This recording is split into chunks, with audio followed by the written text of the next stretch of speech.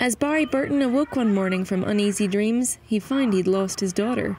Happily, that hasn't curbed his awkward yet kind of endearing dialogue, which fans have been missing from the Resident Evil franchise for way too long. Well, sometimes endearing, and sometimes it's just plain awkward. Is there a little girl on this planet that will listen to me? Barry Burton's campaign in the new episodic Resident Evil Revelations 2 begins with a Franz Kafka quote. And I found 2 additional Kafka quotes during the 40-minute section of the campaign I played recently, because obviously, as a Resi fan, I always read the files. One of those excerpts was from The Trial, and one from In the Penal Colony, which, incidentally, is the setting of this chapter of Revelations 2. And it's probably no accident that the very first enemies you encounter in the game are giant insects, kind of like the one poor Gregor Samsa finds himself transformed into at the beginning of Metamorphosis. So what's the meaning of this big Kafka lovin'?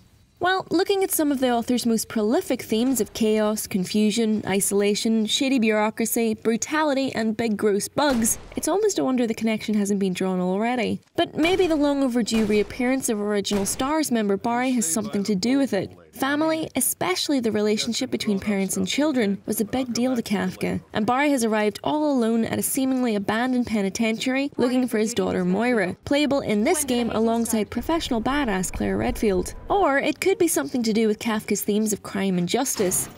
Very bad things clearly happen to innocent people in this place, and someone's going to have to pay for that before the credits roll after Revelation 2's 4th and final episode.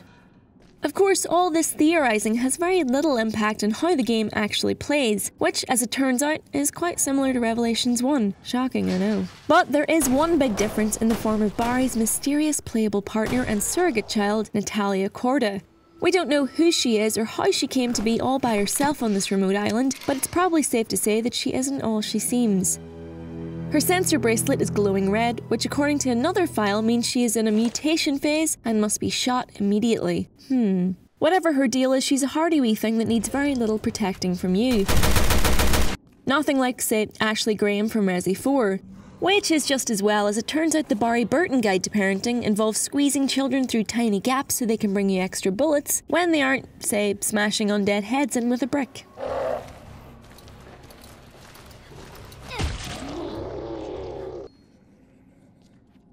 Well, you've got to earn your keep somehow when one of your only useful abilities is literally pointing. There's something ahead.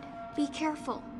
You see, you can actually control Natalia as well as Barry, and she's able to see when the undead are nearby and warn Barry of danger. She can also round up items he can't, which in itself is enough of an excuse to switch between each character regularly. She might be a little dead-eyed and creepy, but Natalia is certainly more interesting to have around than plenty of past Resi partner characters. The ridiculously inappropriate Jessica Sherwatt springs to mind. Whether it has any higher meaning or it's just a bit of highbrow set dressing, it's ironic that Capcom would choose the works of Franz Kafka to frame Revelations 2, when the Resident Evil franchise itself is, at the moment, a bit of a Kafkaesque nightmare. It's become a bloated monster, a labyrinthine jumble of periphery characters, confusing subplots, and organisations with boring acronyms. But Revelations 2 feels like a strong step towards unravelling some of the mess, trimming the unnecessary fat and getting back to what Resident Evil is good at: atmospheric horror, whilst leaving in some of the action.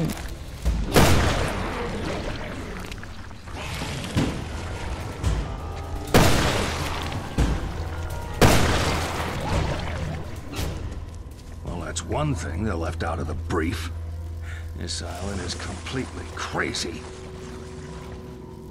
It's good to have you back, Barry. I'm here, baby. Please be alive.